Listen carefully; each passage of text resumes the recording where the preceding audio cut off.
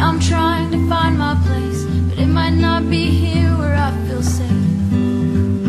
We all learn to make mistakes and run from them,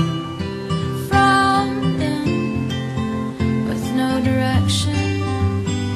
We'll run from them, with no conviction. 'Cause I'm just one of those ghosts, traveling endlessly. Don't need no roads. In fact, they follow me,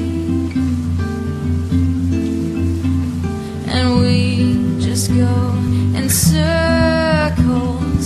But now I'm told that this is life, and pain is just a simple compromise, so we can get what we want out of it.